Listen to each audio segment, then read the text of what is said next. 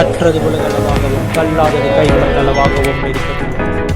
Hello everyone, எல்லாரும் எப்படி இருக்கீங்க? நல்லா இருக்கீங்களா? இந்த வீடியோ உங்ககிட்ட பேசுகிற டாபிக் என்ன அப்படின்னு பார்த்தீங்கன்னா, இன்னைக்கு டிவிகே கவர்மெண்ட்ல என்னென்னலாம் ஆச்சு அப்படின்ட்டு பேசணும் அப்படின்னா கிட்டத்தட்ட நம்ம டெய்லி பேசிட்டு இருக்கோம். பட் இந்த ஒரு நாள் எல்லாருமே பேசிட்டு இருப்பாங்க. அதுக்கான காரணம் என்ன அப்படின்னு பார்த்தீங்கன்னா, நம்ம சிஎம் விஜயன் தான். இன்னைக்கு என்ன சம்பவம் பண்ணாரு அசம்பிளியில் அப்படிங்கிறது தான் வேற லெவல் சம்பவம்.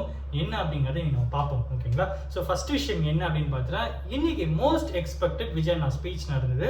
டிவிகே வந்து டிராவல் பண்ணி வந்த விதத்தை வந்து இங்கே அண்ணா வந்து ரொம்ப அழகாக எக்ஸ்பிளைன் பண்ணாரு. ஷார்ட்டாக 45 மினிட்ஸ் கிட்ட அவரோட ஸ்பீச் இருந்தது. அதில் அவர் டிவிகே கட்சி ஆரம்பிச்சதுலேருந்து அவர் இன்னைக்கு வந்த நாள் வரைக்கும் என்னென்னலாம் ஆச்சு அப்படிங்கிறத ஒரு கிளான்ஸாக சூப்பராக சொன்னார்.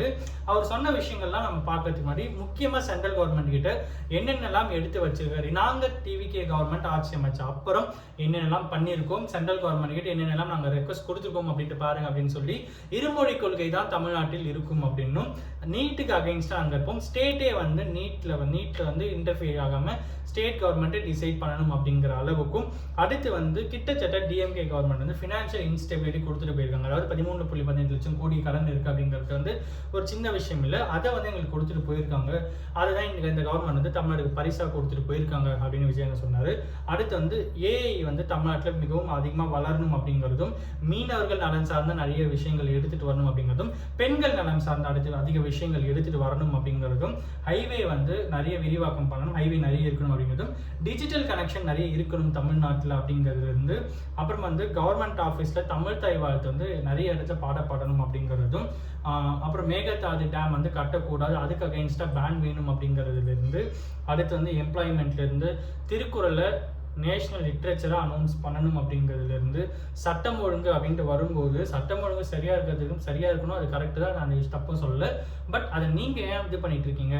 நாங்கள் இப்போ தான் 1 மாதமாக இருக்கும், பட் 9 மாதமாக தமிழ்நாட்டை டிஜிபி இல்லாமல் தமிழ்நாடு வந்து இயங்கிட்டு இருந்தது. அப்போலாம் அந்த சட்டம் ஒழுங்கை பற்றி உங்களுக்கு தெரியலையா? சட்டம் ஒழுங்கு எந்த அளவுக்கு வந்து சீர்கேட்டு போயிருந்தது, அதெல்லாம் ஏன் உங்களுக்கு தெரியல அப்படிங்கிறதுலாம் வந்து விஜயன் ரொம்பவே அழகாக வந்து எடுத்து வச்சாரு. அடுத்து வந்து சட்டம் ஒழுங்கு வந்து ஒரு பக்கம் இருந்தாலும் 9லேருந்து 10 மாசமா உங்களுக்கு டிஜிபியே இல்லை, அதில் எந்த ஆன்சர்னே தெரியல அப்படிங்கிற அளவுக்கு அதை நான் வந்து இன்னைக்கு பேசியிருந்தாரு.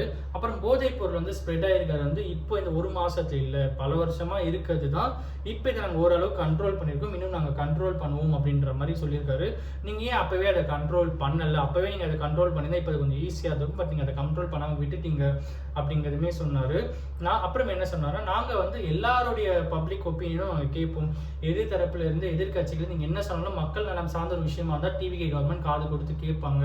பட் நீங்கள் அரசியல் மட்டுமே நோக்கமாக வச்சு செய்யணும் அப்படிங்கிறது வந்து ரொம்பவே வந்து தப்பாக இருக்குது அப்படின்ற மாதிரி விஜயன் வந்து பேசியிருந்தாரு.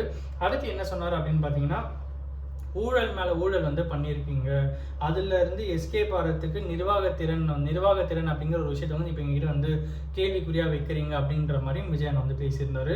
அடுத்து டாஸ்மாக்ல பார்ட்டி ஃபண்ட் வந்து இருந்தது, அதை நாங்கள் ஸ்டாப் பண்ணி இப்போ அவ்வளோ அமௌண்ட்டாக வந்து கஜானாக்கு ரூட் பண்ணியிருக்கோம் அப்படிங்கிறத விஜயன் சொல்லும்போது உடனே எதிர் தரப்புலேருந்து அமளிகள் அதிகமாக ஆரம்பிச்சது, பயங்கரமாக வந்து கத்த ஆரம்பிச்சிட்டாங்க. ஒரு பக்கம் விஜயனை பார்த்து ஏ அப்படின்னு சொல்கிற அளவுக்கு நீ வந்து பேச ஆரம்பிச்சிட்டாங்க. உடனே ராஜ்மோகன் நல்லா வந்து அந்த மாதிரிலாம் நீங்கள் பேசுறது தப்பி, இதெல்லாம் நீங்கள் அவை குறிப்பில் நீக்கணும் அப்படிங்கிறதையும் ராஜ்மோகன் வந்து வலியுறுத்தினார். அவ்வளோ பெரிய சம்பவமும் இன்னைக்கு நடந்தது. அதுக்கப்புறம் வந்து செங்கோட்டையன் அவர்களும் என்ன சொன்னார் அப்படின்னு பார்த்தீங்கன்னா, நீங்கள் உங்கள் கவர்மெண்ட்டில் இருக்கும்போது சிஎம் பேசின அப்புறம் நோட் பண்ணி வச்சு தான் நீங்கள் கொஸ்டின் கேட்கணும்னு சொல்லுவீங்க, இப்போ நீங்கள் எதுக்கு கத்துறீங்க அப்படின்னும் போது உதயநிதி சார் என்ன சொன்னார் அப்படின்னு பார்த்தீங்கன்னா, இல்லை அதெல்லாம் ஒரு பக்கம் இருந்தாலும் நீங்கள் வந்து பார்ட்டி ஃபண்டு நீங்கள் எப்படி சொல்வீங்க, ஆதாரம் இல்லாமல் நீங்கள் பேசுகிறீங்க, எங்களுக்கு ப்ரூஃப் காட்டுங்க அப்படின்ற மாதிரி சொன்னேன். சபாநாயகர் என்ன சொன்னார்னா, எந்த ஒரு விஷயமா இருந்தாலும் ப்ரூஃப் வந்த அப்புறம் அதை கன்சிடர் பண்ணி அதை நம்ம அவை குறிப்பில் சேர்க்கணுமே வேணாமாங்கிறத நாங்கள் முடிவு பண்ணுறோம், அந்த பவர் எங்கிட்ட இருக்குது, அந்த ரைட்ஸ் எங்கிட்ட இருக்குது, நான் பார்த்துக்கிறேன், நான் ஹேண்டில் பண்ணிக்கிறேன் அப்படின்னு சபாநாயகர் சொன்னாலும் ஒரு பக்கம் வந்து எதிர்த்தரப்புலேருந்து வெளிநடப்பு பண்ணிட்டாங்க. அது ஒரு பக்கம் நடந்தது. கிட்டத்தட்ட அப்புறம் விஜயன் ஸ்பீச் திருப்பியும் ஆரம்பிச்சது. நிறைய டிபார்ட்மெண்ட்டில் பார்ட்டி ஃபண்ட் அப்படிங்கிறது இருக்குது. அப்புறம் வந்து டிஎம்கே தயவில் தான் இந்த ஆட்சி நடக்குதுன்னு சொல்கிறாங்க. ஆனால் டிஎம்கே தயவில் இந்த ஆட்சி இருக்கும்போது அவங்க மூலியமாக இங்கே வந்தவங்க மினிஸ்ட்ரி பதவி கொடுக்கும்போது நீங்கள் ஏன் கத்துறீங்க, நீங்கள் ஏன் வந்து அலறீங்க, உங்ககிட்ட ஏன் நீங்கள் வந்து கதறீங்க, நீங்கள் ஏன் இந்த மாதிரி வந்து டிஸ்டர்ப்ட் ஆகுறீங்க, உங்ககிட்டேருந்து வந்தவங்க தானே நீங்கள் சொல்கிறீங்க சொல்கிறீங்க அப்படின்னு சொல்லிட்டு அடுத்து என்ன சொன்னார்னா ஐயூஎம்எல்லேருந்து காங்கிரஸ்லேருந்து அதுக்கப்புறம் வந்து கம்யூனிஸ்ட் நீங்கள் எல்லாருமே வந்து அவங்களோட சுயேட்சையாக தான் டிவிக்கு வந்தேன்னு சொல்கிறாங்களே தவிர யாருமே எங்ககிட்ட வந்து டிஎம்கே சொன்னதானா நீங்கள் வந்து யாரும் சொல்லலை, நீங்களான அந்த மாதிரி வெளியே சொல்லிட்டு இருக்கீங்க, பட் இங்கே அந்த மாதிரி சீனே இல்லை அப்படின்ற மாதிரி விஜயன் வந்து சொன்னார். அடுத்து வந்து சுயேட்சையான ஒரு விஷயம் தான் இங்கே இருக்குது, சுயேட்சையான ஆட்சி தான் இங்கே நடந்துட்டுருக்கு அப்படிங்கிறதும் சமூக நீதிக்கான ஒரு அரசும் தான் இங்கே இருக்குது அப்படின்ற மாதிரியும். அண்ட் டிஎம்கே பார்த்து என்ன கேட்டார் அப்படின்னு பார்த்தா நீங்கள் தான் சமூக நீதினு பேசுகிறீங்களே, உங்கள் கவர்மெண்ட்டில் நீங்கள் எத்தனை சிறுபான்மையினருக்கு வந்து மினிஸ்ட்ரி பதவி கொடுத்துருக்கீங்க, இங்கே இருக்கிற எங்கள் அக்கா தங்கைகள்லேருந்து எங்கள் அண்ணன் தம்பிகள்லேருந்து நாங்கள் இங்கே வந்து கிட்டத்தட்ட 8 மினிஸ்ட்ரி வந்து அந்த சிறுபான்மையினருக்கு வந்து நாங்கள் கொடுத்துருக்கோம், அவங்களுக்கும் நாங்கள் வந்து சீட்டு கொடுத்து அழகு பார்த்துருக்கோம். 100 வருஷம் அம்பேத்கரோட கனவை வந்து இனி நாங்கள் வந்து இது பண்ணியிருக்கோம், அச்சீவ் பண்ணியிருக்கோம். இது எல்லாமே டிவிகே கவர்மெண்ட்டோட மிகப்பெரிய அச்சீவ்மெண்ட் அப்படிங்கிறது விஜயன் வந்து பேசுகிறாரு. அடுத்து என்ன சொல்கிறார் அப்படின்னு பார்த்தீங்கன்னா 4 விமன் மினிஸ்டர், அவங்க பெண்கள் சமூக மிஷன் நிறைய பேசுகிறீங்க, பட் எத்தனை பெண்களுக்கு நீங்கள் வந்து மினிஸ்ட்ரி கொடுத்துருக்கீங்க, நாங்கள் இங்கே வந்து 4 பெண்களுக்கு வந்து மினிஸ்ட்ரி கொடுத்துருக்கோம் அப்படின்னு சொல்லுவார். அடுத்து என்ன அப்படின்னு பார்த்தீங்கன்னா நிதிநிலை வந்து ரொம்ப வேர்சனாக இருக்குது, பட் இவங்க என்ன சொல்கிறாங்கன்னா உடனே வந்து ஓட் போடுறது தப்புன்னு சொல்லிட்டு இதையே சொல்லிட்டு இருக்காங்க. மக்கள் வந்து தப்பு பண்ணிட்டாங்களாம், மக்கள் வந்து ஓட்டு போடுறது தப்பாக போட்டாங்கன்னு சொல்லிட்டு இப்போ எங்களுக்கு மட்டும் இல்லை எம்ஜிஆர் காலத்துலேருந்தே அதே விஷயம் தான் பேசிகிட்டு இருக்காங்க. டெக்னிக்கை மாற்றுங்க, டெக்னாலஜி எவ்வளோ சேஞ்ச் ஆயிடுச்சு, கொஞ்சம் டிஃப்ரெண்ட்டாக ட்ரை பண்ணுங்க அப்படின்னு சொல்லி கொஞ்சம் நாஸ்டாலஜிக்காக பேசியிருப்பாரு. அடுத்து வந்து நக்கல் நையாண்டியில் எங்களுக்கும் பேச தெரியும், ஆனால் அதெல்லாம் நாங்கள் பேசக்கூடாதுன்னு இருக்கும், அதனால நீங்கள் அதெல்லாமே வந்து பேசாதீங்க, ஒரு கரெக்டான ஒரு அரசியல் பண்ணுங்க அப்படிங்கிற மாதிரி விஜயனா பேசியிருப்பாரு. சோபா மாடல் ஆட்சின்னு சொல்லிட்டு இருந்தாங்க, பட் அந்த சோஃபா மாடல் ஆச்சுன்னா என்னன்றது எனக்கு புரியத்துக்கே ரொம்ப நாள் ஆச்சு. அதுக்கப்புறம் தான் எங்களுக்கு புரிஞ்சது, ஓ இதுதான் அவங்க சொல்கிறாங்க போல அப்படின்னு சொல்லிட்டு. இங்கே அந்த மாதிரிலாம் இல்லை அப்படிங்கிறதும், இந்த ஃபர்னிச்சர் பிஸ்னஸ் பண்ணுறதுலாம் அசம்பிளிக்கு வெளியே வச்சுக்கோங்க, உள்ளே வச்சுக்காதீங்க அப்படிங்கிறது விஜயன் வந்து பேசியிருப்பாரு. அப்புறம் வந்து ஒரு ஸ்டோரி சொல்லியிருப்பார். அது என்ன சொல்லியிருப்பாருன்னா, ஒரு ஊரில் ஒரு பெரியவர் இருந்தார், அவர் வீட்டில் வந்து வெளியே வந்து ரொம்ப ஒரு விஷயத்தை தேடிட்டு இருந்தார். அப்போ ஒரு பையன் இருந்தான். அந்த பையன் பெரியவர்கிட்ட என்ன தேடுறீங்க அப்படிங்கும்போது உங்கள் அப்பா தான் இங்கே இருக்கார், உங்கள் அப்பா இங்கே இருக்காருன்னு சொன்னாங்க, அவர் தான் தேடிட்டு இருக்கேன் காணோம் அப்படின்ற மாதிரி சொல்லிட்டு அந்த கதையை வந்து முடிச்சிருப்பாரு. அதுக்கப்புறம் என்ன சொல்லுவார் அப்படின்னு பார்த்தீங்கன்னா, அது வந்து ஜஸ்ட்டு கதை தான் அப்படின்ற மாதிரி சொல்லியிருப்பாரு. இது நான் யாருக்கு சொல்கிறேன், எனக்கு சதவ பக்கம் தான் ஜஸ்ட்டு கதை தான், அது நீங்கள் எதுவும் பெருசாக எடுத்துக்கணும் அப்படின்ற மாதிரி சொல்லிடுவார். இது மாதிரி எங்களுக்கும் சம்மந்தமே இல்லாமல் பேசுறது, நக்கல் நாயண்டி பேசுறது எங்களுக்கும் தெரியும், பட் அதெல்லாம் நாங்கள் இங்கே பண்ண வரல அப்படின்ற மாதிரி விஜய் நான் பேசியிருப்பாரு. அடுத்து வந்து நாங்கள் குளத்தூரில் 5 நிமிஷம் பேசுனதுக்கு என்னாச்சுன்னு சொல்லிட்டு எங்கள் எல்லாருக்கும் தெரியும்.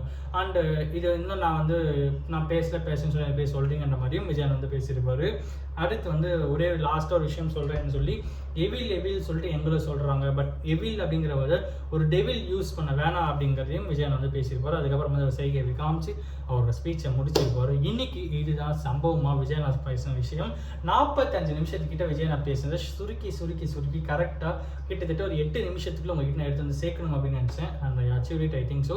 பட் இன்னைக்கு ஓவராலாக விஜய் நான் பேசினது இதுதான். டிவிக்கு வளர்ந்த அந்த விஷயங்கள், டிவிக்கில் என்னென்னலாம் ஆச்சு அப்படிங்கிறதும், நாங்கள் கட்சி ஆரம்பித்ததுலேருந்து, அதுக்கப்புறம் நாங்கள் அரசியல் செய்ய வந்ததுலேருந்து, பிரச்சாரத்தில் எங்களுக்கு ஏகப்பட்ட ப்ரெஷர் கொடுத்ததுலேருந்து, எவ்வளோ கஷ்டப்பட்டு நாங்கள் வந்து டேரெக்டாக நாங்கள் வந்து 2 வருஷத்தில் சிஎம் ஆகிட்டுன்னு சொல்கிறாங்க. நான் 90ஸ்லேயே இதுக்காக விதையை போட்டேன் அப்படின்ற மாதிரி. அப்போவே மக்கள் நற்பணி இயக்கம், அப்புறம் வந்து மக்கள் இயக்கம் சொல்லிட்டு நிறைய விஷயங்கள் வந்து பண்ணிட்டு வந்தோம். எவ்வளோ நூலகம்லேருந்து, பயிலகம்லேருந்து, டியூஷன் எடுக்கிறதுலேருந்து, ஃபுட்டு கொடுக்கறதுலேருந்து, அன்னதானம்லேருந்து, ரத்த தானம்லேருந்து எவ்வளோ விஷயங்கள் பண்ணிட்டு தான் நாங்கள் வந்து வந்திருக்கோமே தவிர டேரெக்டாக நான் ஷூட்டிங்லேருந்து டேரெக்டாக இங்கே வந்து நாங்கள் சிஎம் ஆகலை அப்படிங்கிறது விஜய் வந்து கிளாரிஃபை பண்ணியிருப்பாரு.